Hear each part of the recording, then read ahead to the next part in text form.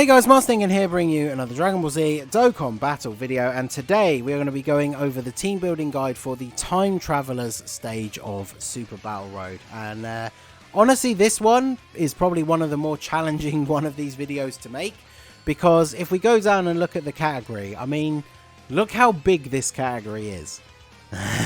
And there are so many units on here that would be good, that if I literally talked about all of the top picks and honourable mentions that I thought could be good for this stage, we could be here forever. Literally, even now, as I'm scrolling up and down this bit, I've seen units that I haven't opened up tabs for. So, as always, we will go over it a little bit more at the end. But I've tried to pick some of the top picks to talk about, and then obviously this one is very open to it all depends on your box. So the standard Time Travelers leader that we have, the best one on global we have, is the Int Goku Black. But as many of you know, he's not rated very high in terms of the category leaders. And when it comes to Super Battle Road, his defense is really not very good early on. He's one of these units that in those longer form events, he could get his defense up to insanely high levels. But in Super Battle Road, he doesn't really get it up very quickly. You can't transform with him probably ever, because you have to get to turn 6, which is very unlikely. And of course, by turn 6, you have to have above 80% HP, which is not easy to do in Super Battle Road. So unfortunately, he's not all that great. But for a lot of people, he's going to be the unit that you have to use as your leader.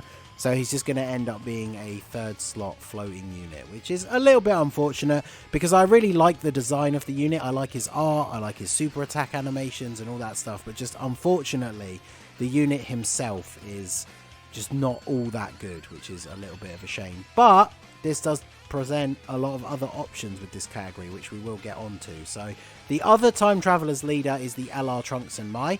Now on the future stage, these guys were awesome because they have the high chance to dodge a future saga enemy. Well, when there's a future saga enemy on the stage, they can then have a high chance of dodging everyone. But unfortunately, when we look at the Time Travelers one, none of these guys are from the future saga. So these guys will never be getting their key 6 and 50% chance to dodge. So honestly, I think you'd only bring them if you have to bring them as your leader. Otherwise, I don't honestly think they're that worth bringing.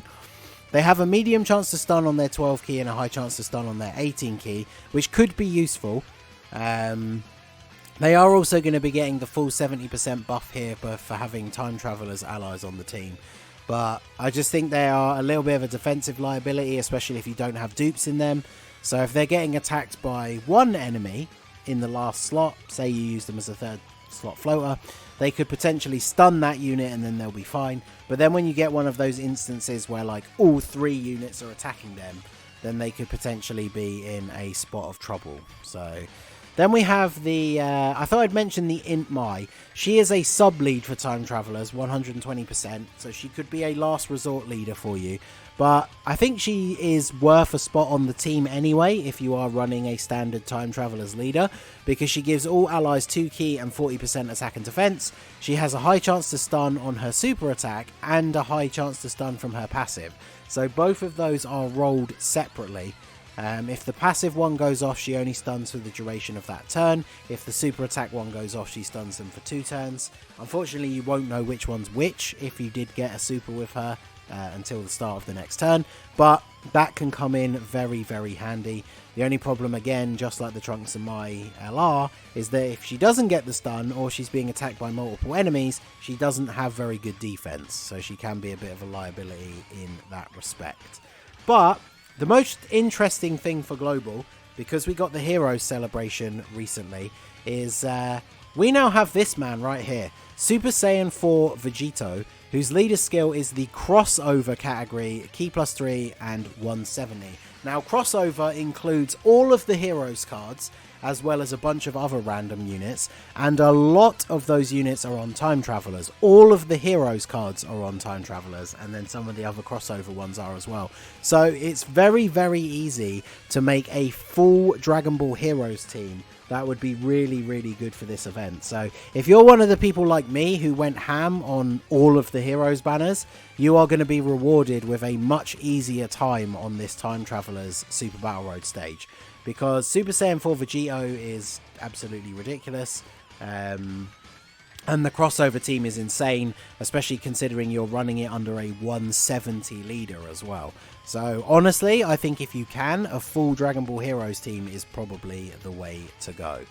So a big unit who unfortunately does not fit under that category because he's not on crossover, but if you are running a normal version of Time Travelers, is the physical Vegito Blue. He's going to be one of the most powerful units on the team if you are running the actual Time Traveler setup.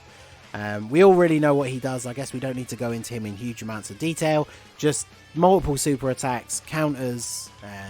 The only thing, of course, is he is going to get hit pretty hard by a super. But other than that, he is going to be very good. And remember that all the heroes are Time Travelers. So even if you're running a Time Travelers leader, you can still bring the heroes units. And I did a video using a rotation of this Vegito with this Vegito, and they are just absolutely insane together. They activate like almost all of each other's links, and they are an insanely powerful rotation. So definitely worth considering. Then we go on to the Int LR Cell. So this team can run the double cell rotation. Int Cell is kind of like a Super Battle Road god, because if you drop below 30% HP, you get a full heal. So it was because of him that I did the Extreme Int Extreme Super Battle Road. Literally my first run, we got a no items run, because he transformed in every single fight. So you get a free full heal all the time. And he's pretty good in his pre-transformed state, but then once he transforms, apart from super attacks really, he just kind of doesn't take damage. He deals a load of damage, his 18 key lowers attack, so he's just really, really good in Super Battle Road. So of course, he's not on crossover, so he is an option for if you're running the sort of typical standard Time Travelers build. And then of course you can run him alongside the physical LR Cell, who if you get his 12 key super is an AoE unit. So deals a bunch of damage to everybody, also recovers 10% HP, which can be really useful. Sometimes in Super Battle Road, even if there's only one enemy left, you might deliberately want to go for his 12 key super so you can get that 10% free heal. Or of course his 18 key super can do a lot of damage to one particular enemy. It's also a lot easier to manage his super attack based on the amount of enemies you have, because he gets a little bit of extra key. So that can help you out in that scenario. So again, he's not possible to run on the crossover team, but if you're running the standard Time Travelers build, this rotation is going to be very, very powerful. So then we go on to Supreme Kai of Time. So she is one of the better support units. Obviously she can be run on any version of the team build because she is a heroes unit. She massively raises her defense, which means she can tank well after supering. She also seals, which is very useful in Super Battle Road, and then she provides a very nice support buff to the whole of the team. So she's a top pick, I think, for me for a third slot floating support unit. And then alongside her is of course the new Demon Goddess Toa. Oh, by the way, of course, if you don't have Super Saiyan 4 Vegito, but you want to run the Heroes team build, this is probably your best choice for the leader, because she has a 150% boost to the Heroes category. She lowers attack, she seals. She also has the ability to give you a 50% heal when you drop to 50% HP, as well as for that turn providing a big buff to any of the extreme class allies. So you could very easily make a full extreme Dragon Ball Heroes team to run on this stage as well, and that would also work very, very well. So as I said at the start, there's a lot of options for this stage in particular. So then we go on to Fu, who was the best Dragon Ball Heroes leader until Demoness Toa came out. You could still use him as a leader if you don't have her to run a full Heroes team, because 130% is still a pretty decent leader skill. He raises attack and defense on super, does immense damage, and seals, which is really good. He is one of those units, however, he does need to super attack in order to get any of his defense, so he's not very good in slot 1. He can be okay in slot 1, however, because he gets key plus 1 up to 4, and a chance to evade enemies' attack 10% up to 40%, per Time Travelers ally. So obviously this is a full Time Travelers team we're going to be using on this stage. So he gets 4 ki, which basically means he's going to auto super, and a 40% chance to dodge. So ideally you still want to put him in slot 2 or 3, but he's able to seal the enemy, raise his defense to a pretty decent level, and then also have a 40% chance to dodge built in. So even if you're running a normal Time Travelers build without many Dragon Ball Heroes characters, I would say he is very much worth bringing on the team as well. So then a couple more, we got a few more Heroes characters to go over here. Super Saiyan 3 Trunks is a really good tank. He has a high chance to guard, so unfortunately he can let you down sometimes. But he's pretty solid. He raises defense for 9 turns, which stacks multiple times. So that can obviously add up as well over the next couple of turns. And then one of the reasons I included him really is because he is the best link partner for the much better defensively Xeno Super Saiyan 3 Goku. So again, this guy, not so much crossover, but heroes. If you have a full heroes team, he has a 35% built-in damage reduction, as well as the fact he guards all attacks, and then has 100% defense anyway.